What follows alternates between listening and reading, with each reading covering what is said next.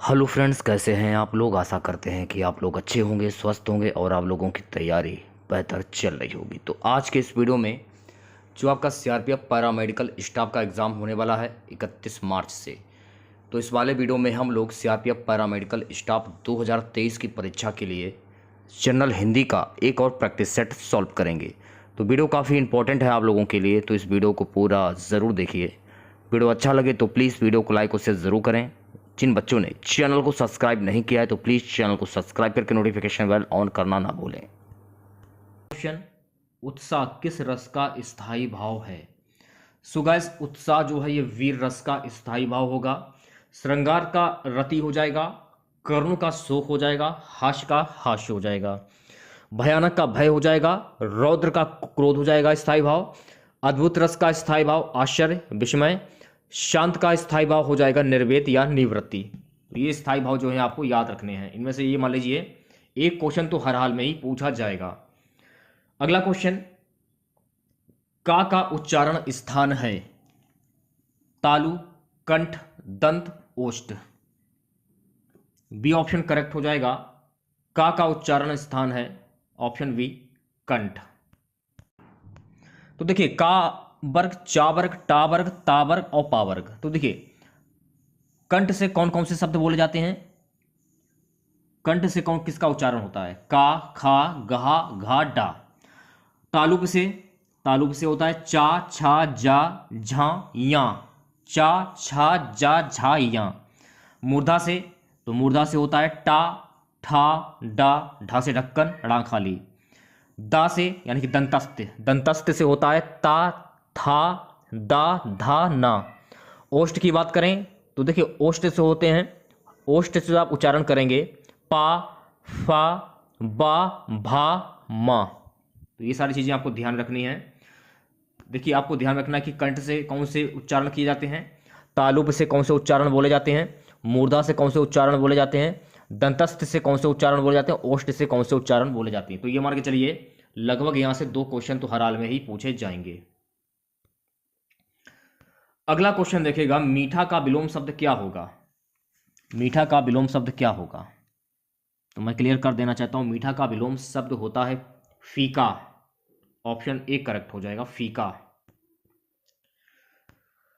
Next question देखिएगा, उसने कहा था कि लेखक हैं धूमिल, प्रेमचंद, नागार्जुन, चंद्रधर शर्मा गुलेरी।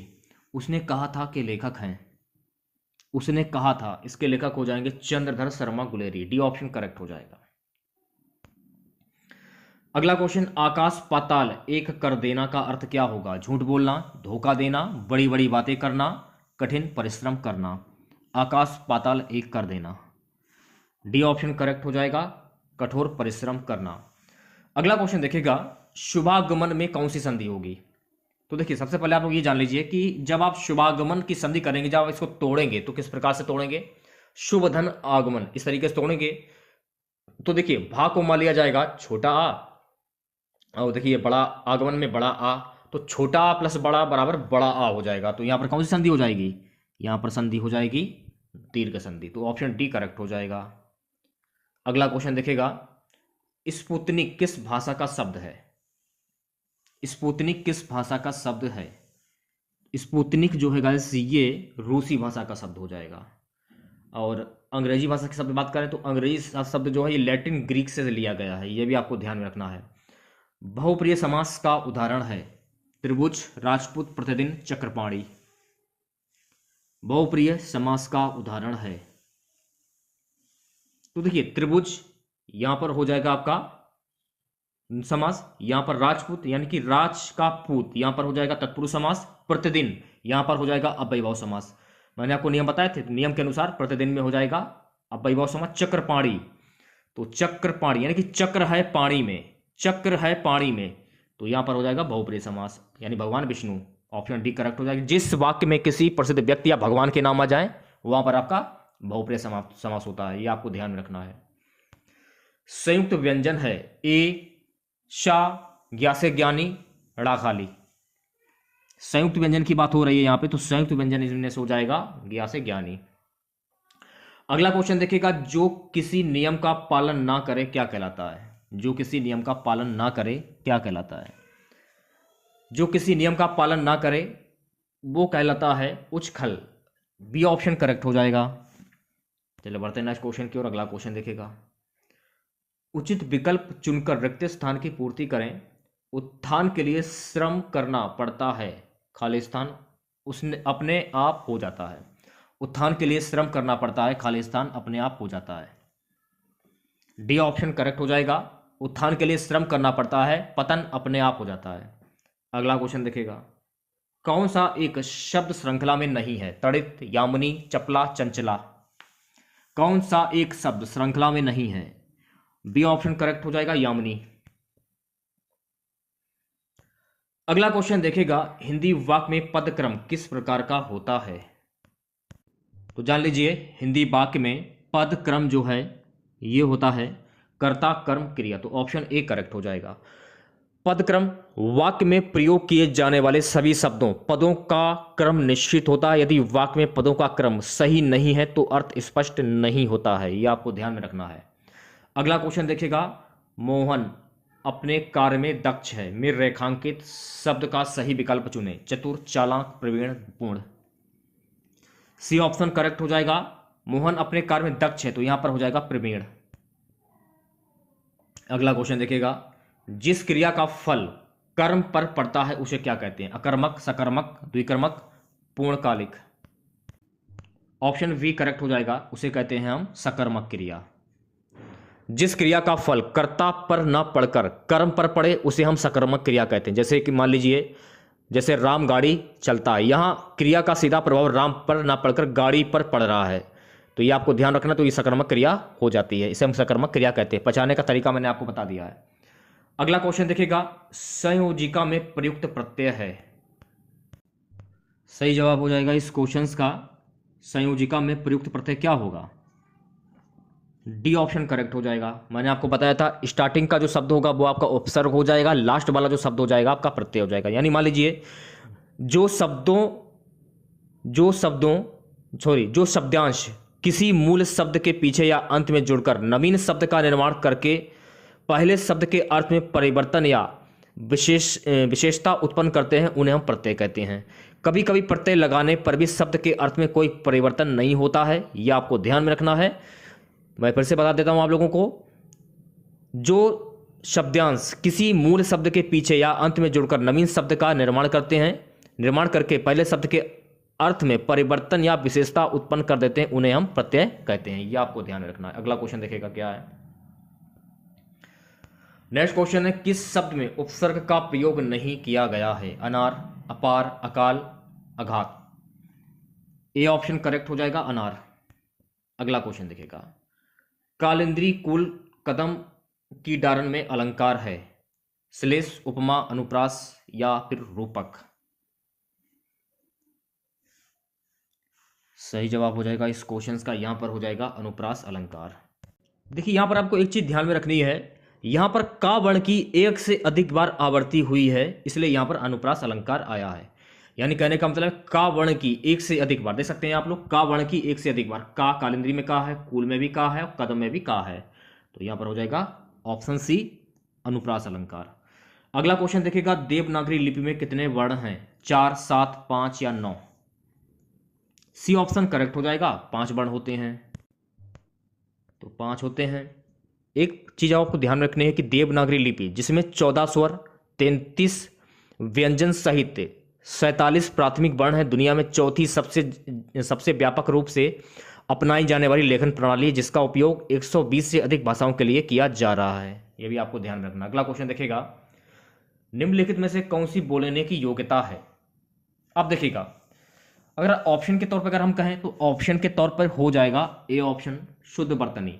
अगर मान लीजिए अगर आपके ऑप्शन में आशु भाषण दिया अगर हो तो आशु भाषण भी सही हो जाएगा। अगला क्वेश्चन, मुंह में राम बगल में छुरी, लोक तृतीय का अर्थ क्या होगा? ऊपरी मित्रता, मन में शत्रुता, ईश्वर के नाम पर छल करना, चालाकी करना, राम का नाम पापी भी ले सकता है। ऑप्शन ए करेक्ट हो जाएगा, ऊपरी मित्रता, मन में शत्रुता। अगला क्वेश्चन देखेगा, निम्न में से कौन सा मात्रिक छंद है? दोहा, चौपाई, रोला, ये सभी। निम्न में से कौन सा मात्रिक छंद है? दोहा भी देखिए, चौपाई भी है, रोला भी। तो डी ऑप्शन करेक्ट हो जाएगा ये सभी। ग्रामीण शब्द में किस प्रत्यय का प्रयोग हुआ है? ग्रामीण शब्द में किस प्रत्यय का प्रयोग हुआ है? ग्रामीण। देखिए अगर आप ग्रामीण बोलते तो नहीं निकला, ग्रामीण, ग्रामीण, इन, सी ऑप्शन करेक्ट हो जाएगा। अगला क्वेश्चन देखेगा, जिसकी चिंता ना की जा सके के लिए एक शब्द क्या होगा? जिसकी चिंता ना की जा सके, तो जिसकी चिंता ना की जा सके उसको हम बोलते हैं औचित्य। ए ऑप्शन करेक्ट हो जाएगा। अगर मान ली जिसकी चिंता ना हो उसको क्या बोलेंगे? ये भी क्वेश्चन में पूछा जा सकता है पेपर में आपके। जिसकी चिंता ना हो, तो जिसकी चिंता ना हो उसको बोलते हैं निश्चिंत। ये आपको ध्यान में रखना है। अगला क्वेश्चन देखेगा, आकर्षण का विपरीत अर्थक शब्द क्या होगा? शकर्षण, विकर्षण, प्रकर्षण, अनाकर्षण। आकर्षण का विपरीत अर्थक शब्द क्या होगा? पी ऑप्शन करेक्ट हो जाएगा। आकर्षण का विपरीत अर्थक शब्द क्या हो जाएगा? आकर्षण। अगला क्वेश्चन, निम्नलिखित में से कौन सिंह का पर्यायवाची नहीं है? सिंह का पर्यायवाची शब्द नहीं है। डी ऑप्शन करेक्ट हो जाएगा, तड़ित। तड़ित जो है ये सिंह का पर्यायवाची शब्द नहीं है। सिंह के कौन कौन से पर्यायवाची शब्द होते हैं? शेर हुआ, वनराज हो गया, मृगराज, व्याघ्र, पंचमुख, केसरी, कोहरी, महावीर। ये हो गए आपके सिंह के पर्यायवाची। अगला क्वेश्चन देखेगा, नीलांबर किस समास का उदाहरण है? तत्पुरुष समास, द्विगु, द्वंद्व, बहुप्रिय। तो देखिए नीलांबर किस समास का उदाहरण है? थोड़ा सा ये इस क्वेश्चन में मिस्टेक है नीलांबर में, क्योंकि ऑप्शन के तौर पे अगर आप लोग देखेंगे तो ऑप्शन के तौर पे आपको नहीं मिलेगा। तो अगर हम ऑप्शन के तौर पे बात करें तो ऑप्शन में बहुप्रिय समास हो रहा है, लेकिन यहाँ पर बहुप्रिय समास नहीं होगा, क्योंकि नीला अंबर है जिसका, तो यहाँ पर कर्मधार समास हो जाएगा यहाँ पे। तो क्वेश्चन के हिसाब से ये जो ऑप्शन क्वेश्चन जो है ऑप्शन के तौर पे ये क्वेश्चन जो है गलत है। ये यहाँ पर हो जाएगा कर्मधार समास। अगला क्वेश्चन देखेगा, अगला क्वेश्चन है कि यह किताब रमेश को दे दो, इस वाक्य में प्रयुक्त कारक विभक्ति है? संप्रदान, अधिकरण, करण, कर्म। डी ऑप्शन करेक्ट हो जाएगा। आपने रमेश को किताब दी है तो आप अपना कर्म कर रहे हैं, तो डी ऑप्शन करेक्ट हो जाएगा। देखिए कुछ क्वेश्चन ऐसे होते हैं जिन्हें पढ़कर ही आपके मन में आंसर आ जाता है। अब देखिए यहीं पर देख लीजिए कि यह किताब रमेश को दे दो, आपने अपना कर्म कर दिया, यानी कि आपने रमेश को किताब दे दी है तो आप अपना कर्म कर रहे हैं ना। अगला क्वेश्चन देखिएगा, निम्न में से किस शब्द में अयादि संधि है? अयादि संधि किस में हो जाएगी? अयादि संधि। तो अयादि संधि हो जाएगी नायक में। अगर आप नायक को तोड़ेंगे तो इसकी संधि हो जाएगी नय धन अक, ने धन अक, यानी कि ये तो हो जाएगा ए, ये हो जाएगा छोटा आ, तो ए प्लस आ बराबर आय हो जाएगा। ये आपको ध्यान में रखना है। अगला क्वेश्चन देखेगा, मोहन उठकर बाहर जाओ, फूल ले आओ, इस वाक्य में बाहर किस प्रकार का शब्द है? संज्ञा, विशेषण, अव्यय, क्रिया विशेषण। तो मोहन उठकर बाहर जाओ, फूल ले आओ, इस वाक्य में बाहर किस प्रकार का शब्द हो जाएगा? तो सही जवाब हो जाएगा बी ऑप्शन, यहां पर हो जाएगा विशेषण। अगला क्वेश्चन देखिएगा, यह आम मीठा है, इस वाक्य में मीठा कौन सा विशेषण है? यह आम मीठा है, इस वाक्य में मीठा जो है कौन सा विशेषण हो जाएगा? तो सी ऑप्शन करेक्ट हो जाएगा, विधेय विशेषण। अगला क्वेश्चन देखिएगा, सरल विशेषण से भाववाचक संज्ञा निर्मित शब्द है। सरल विशेषण से भाववाचक संज्ञा निर्मित शब्द क्या हो जाएगा? बी ऑप्शन करेक्ट हो जाएगा, सरलता। अब देखिए अगर पूछ लिया जाए कि विशेषण से निर्मित भाववाचक संज्ञा कौन सी होगी, तो आपको ध्यान में रखना है कि विशेषण से निर्मित भाववाचक संज्ञा हो जाएगी भव्यता। ये आपको ध्यान में रखना है, क्योंकि क्वेश्चन घुमा कर क्वेश्चन पूछा जा सकता है पेपर में घुमा कर। तो देखिए इसमें पूछा जाए कि सरल विशेषण से भाववाचक संज्ञा निर्मित शब्द है तो सरलता हो जाएगा। अगर पेपर में पूछा जाए क्वेश्चन कि विशेषण से निर्मित भाववाचक संज्ञा कौन सी होगी, तो भव्यता हो जाएगा। अगला क्वेश्चन देखेगा, निम्नलिखित शब्दों में से कौन सा एक पुर्तगाली भाषा का शब्द है? तो देखिए यहां पर पूछा जा रहा है निम्नलिखित में से कौन सा एक पुर्तगाली भाषा का शब्द है, तो बताइएगा इनमें से कौन सी भाषा का पुर्तगाली का शब्द हो जाएगा? तो ए ऑप्शन करेक्ट हो जाएगा, पिस्तौल जो है आपका ये पुर्तगाली भाषा का शब्द हो जाएगा। अब देखिए पुर्तगाली भाषा के शब्द कौन कौन से होते हैं? पुर्तगाली भाषा के शब्द होते हैं जैसे कि आलपिन हुआ, अलमारी हुआ, बाल्टी, चाबी, फीता, तमाकू, आया, इस्पात, स्त्री, कमीज, कनस्टर, कमरा, काजू, गमला, गोदाम, गोभी, तौलिया और नीलाम, परत, पिस्तौल, मेज, लवादा, साया, पादरी, परात, इस्पात। ये सारे जो शब्द हो जाएंगे आपके पुर्तगाली भाषा के शब्द हो जाएंगे। ठीक है, अगला क्वेश्चन देखेगा, अगला क्वेश्चन क्या है कि बिहारी हिंदी के अंतर्गत कौन सी बोली नहीं आती है? बिहारी हिंदी के अंदर कौन सी बोली नहीं आती है, क्वेश्चन है। तो देखिए, बिहारी हिंदी के अवधि के अंतर्गत नहीं आती है, बोली नहीं जाती है, ये आपको ध्यान में रखना है।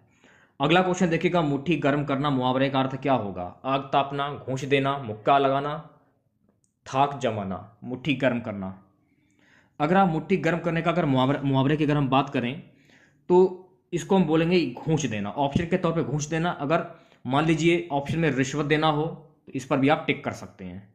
घूंस देना, रिश्वत देना, दोनों एक ही बात है। अगला क्वेश्चन देखेगा, तुम आ जाते एक बार, कितनी करुणा, कितने संदेश पथ में बिछ जाते वन पराग। इन पंक्तियों में कौन सा रस सृजित होता है? श्रृंगार, वीर, अद्भुत, विपत्त रस। ए ऑप्शन करेक्ट हो जाएगा, श्रृंगार रस। उच्चतम में किस प्रत्यय का प्रयोग हुआ है? उच्चतम में किस प्रत्यय का प्रयोग हुआ है? तो मैं क्लियर कर देना चाहता हूं कि उच्चतम में तम यानी कि तम, अगर आप बोलेंगे उच्चतम तम, ऑप्शन बी करेक्ट हो जाएगा। स्टार्टिंग का शब्द उपसर्ग, लास्ट वाला शब्द प्रत्यय। करने की इच्छा के लिए एक शब्द क्या होगा? करने की इच्छा के लिए शब्द क्या हो जाएगा? करने की इच्छा के लिए डी ऑप्शन करेक्ट हो जाएगा, चिकित्सा। अगला क्वेश्चन देखेगा, 89 से 90। नीचे दिए गए शब्दों के विपरीतार्थक शब्द विकल्पों में से आए शब्द सूची का सही उत्तर के विकल्प को चुनिए। तो यहां पर देखिए, ये बोला जा रहा है कि अवनी का विपरीतार्थक शब्द क्या होगा? अंबर, तारे, समुद्र, पर्वत। अवनी, ऑप्शन ए करेक्ट हो जाएगा, अंबर। अगला क्वेश्चन देखेगा, अंतद्वंद, अंतद्वंद का विपरीतार्थक शब्द क्या होगा? ए ऑप्शन करेक्ट हो जाएगा, वही दंड। अगला क्वेश्चन देखेगा, निम्नलिखित में से कौन सा चंद्रमा का पर्यायवाची शब्द नहीं है? चंद्रमा का पर्यायवाची शब्द नहीं है। विवेक जो है ये चंद्रमा का पर्यायवाची शब्द नहीं है। अब आप लोग ये जान लीजिए चंद्रमा के पर्यायवाची शब्द कौन कौन से होंगे? चंद्र, शशि, हिमकर, राकेश, रजनीश, हिमांशु, चांद, मयंक, विधु, सुधाकर। ये हो गए आपके चंद्र के पर्यायवाची शब्द। नेक्स्ट क्वेश्चन की ओर बढ़ते हैं। अगला क्वेश्चन देखिएगा क्या है। क्वेश्चन है कि लोकनायक में कौन सा समास होगा, यानी कि लोक का नायक, कर्ता ने कर्म को, तो यहां पर हो जाएगा तत्पुरुष समास। ऑप्शन ए करेक्ट हो जाएगा। देखिए, लोक जो है आपका अलग है, नायक अलग हो जाएगा, तो इस प्रकार से यहां पर तत्पुरुष समास हो जाएगा। अगला क्वेश्चन देखिएगा, निम्नलिखित में से कौन सा शब्द हमेशा बहुवचन में प्रयुक्त होता है? कौन सा शब्द बहुवचन में हमेशा प्रयुक्त होता है? तो सही जवाब हो जाएगा ए ऑप्शन, हस्ताक्षर। अब देखिएगा, बहुवचन वाले शब्द हो जाएंगे आंसू, दर्शन, प्राण, बाल, लोग, होश। ये शब्द जितने हैं ये आपके बहुवचन वाले शब्द हो जाएंगे। नमस्कार में निम्न में से कौन सी संधि है? नमस्कार को जब आप तोड़ेंगे तो नमा धनकार, नमा धनकार। अब देखिए, यहां पर तोड़ने पर ऐसा बन रहा है, तो ये होता है विसर्ग का, तो ए ऑप्शन करेक्ट हो जाएगा, विसर्ग संधि हो जाएगी। अगला क्वेश्चन देखिएगा, तुम अपना हिसाब थोड़ा थोड़ा कर चुकता कर लो, इस वाक्य में कौन सा क्रिया विशेषण है? तो इस वाक्य में कौन सा क्रिया विशेषण हो जाएगा? इस वाक्य में हो जाएगा परिमाणवाचक क्रिया विशेषण, सी ऑप्शन करेक्ट हो जाएगा। अब आप लोग ये जान लीजिए कि परिमाणवाचक क्रिया विशेषण किसे कहते हैं। ऐसे क्रिया विशेषण शब्द जिनमें हमें क्रिया के परिमाण, संख्या या मात्र का पता चलता है, ये शब्द परिमाणवाचक क्रिया विशेषण कहलाते हैं। जैसे कि तुम थोड़ा अधिक खाओ, तुम थोड़ा अधिक खाओ। जैसे कि अगला क्वेश्चन देखिएगा, आप आजकल कहाँ हैं? इस वाक्य में आप कौन सा सर्वनाम है? निजवाचक, प्रश्नवाचक, पुरुषवाचक, संबंधवाचक। आप आजकल कहाँ हैं? ए ऑप्शन करेक्ट हो जाएगा, निजवाचक सर्वनाम, क्योंकि आपने सामने वार्तालाप किए ना कि आप आजकल कहाँ हैं। अगला क्वेश्चन, विजयादशमी कौन सी संज्ञा है? भाववाचक, जातिवाचक, समूहवाचक या व्यक्तिवाचक? तो विजयादशमी कौन सी संज्ञा है? डी ऑप्शन करेक्ट हो जाएगा, व्यक्तिवाचक संज्ञा। असत्य पर की जीत का उत्सव मनाया जाता है, इसी कारण इसे हम दशहरा यानी कि विजयादशमी के नाम से जाना जाता है। दूसरे शब्दों में व्यक्तिवाचक किसी प्रजाति के भीतर किसी विशिष्ट व्यक्ति, वस्तु या स्थान के नाम को परिभाषित करती है, तो यहां पर हो जाएगा व्यक्तिवाचक। अगला क्वेश्चन देखिएगा कि धरती का तद्भव रूप क्या होगा? धरती, मुनि, धरा या धर, ये भूमि होगा, सॉरी। धरती का तद्भव रूप क्या होगा? ए ऑप्शन करेक्ट हो जाएगा, धरती। अगला क्वेश्चन देखिएगा, हिंदी भारत के कितने राज्यों की राजकीय भाषा है? बी ऑप्शन करेक्ट हो जाएगा। हिंदी भारत के कुल 10 राज्यों की राजकीय भाषा है। आज का हमारा सबसे लास्ट क्वेश्चन रहेगा, भाषा के प्रमुख अव्यय हैं। तो देखिए, भाषा के प्रमुख अव्यय हैं वर्ण, शब्द, पद और वाक्य। ए ऑप्शन करेक्ट हो जाएगा। तो आप लोगों को हमारा प्रयास कैसा लगा? अगर आप लोगों को वीडियो अच्छा लगा हो तो प्लीज़ वीडियो को लाइक और शेयर जरूर करें, और अपने कमेंट बॉक्स में अपनी राय जरूर दीजिएगा कि इस वीडियो में आपको क्या चीज़ सबसे ज़्यादा पसंद आई, और हमारा जो प्रयास है क्लास कराने का, हमारा प्रयास कैसा लगा आप लोगों को, ये भी आप अपनी राय जरूर दीजिएगा कमेंट बॉक्स में। और जो भी नए बच्चे हैं, जिन बच्चों ने चैनल को सब्सक्राइब नहीं किया है, तो सभी बच्चों से अनुरोध है कि सभी बच्चे चैनल को सब्सक्राइब करके नोटिफिकेशन बेल ऑन करना ना भूलें। तो मिलते हैं नेक्स्ट वीडियो के साथ। जय हिंद, जय भारत।